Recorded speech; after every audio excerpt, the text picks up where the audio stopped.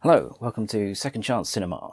This is a new series where we're going to be looking at some films that, for one reason or another, haven't been seen by enough people and deserve a second chance. Whether they're forgotten gems that did alright originally but aren't remembered enough now, cult classics that should have had a bigger audience, recent films that slipped under the radar, or films that most people just wouldn't watch because, well, they're bad, I'll be giving you a quick review and then some reasons why you should watch them.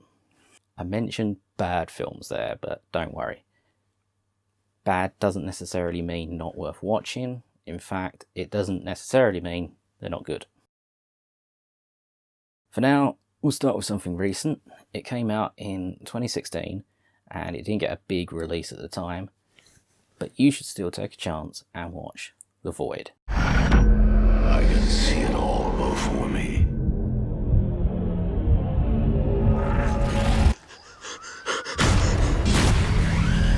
You will become something remarkable.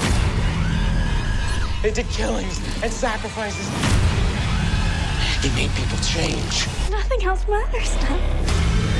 It isn't real. It's not real. It's not real. This isn't the end.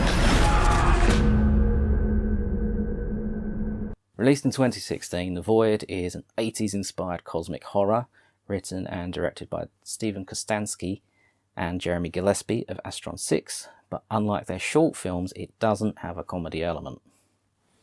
It stars Aaron Paul, Kathleen Munro, Daniel Fathers, Kenneth Welch from Twin Peaks and Due South, and a whole load of other Canadian things.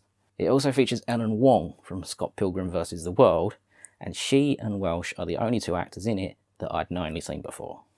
Also, my accent might make it a bit dicey, so I'll point out now, it's Aaron Paul, not Aaron Paul. Okay? The film opens with a man fleeing from a farmhouse and escaping into the woods. A screaming woman tries to follow but is wounded by a gunshot, and as she's lying on the ground, she's doused with petrol and set on fire by two men.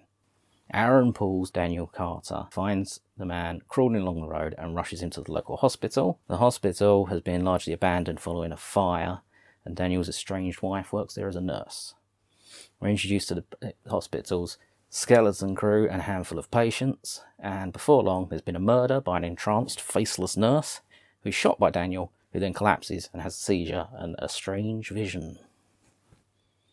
Before long, the two men from the opening have arrived, and it turns out they might be a bit more complicated and sympathetic than the horrifying murderers they seemed at first. Oh, and a cult has the hospital surrounded. A cult with a strong aesthetic, no less. Hooded robes, but not clan style, with a black triangle over the face. The black triangle is a recurring symbol in The Void, and it's interesting to see how much menace they can get out of such a basic shape.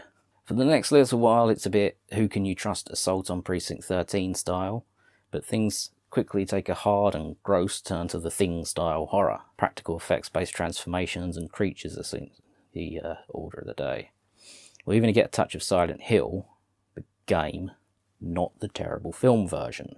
I think the change in dynamic from father searching for daughter Cheryl to mother searching for daughter Sharon was part of it.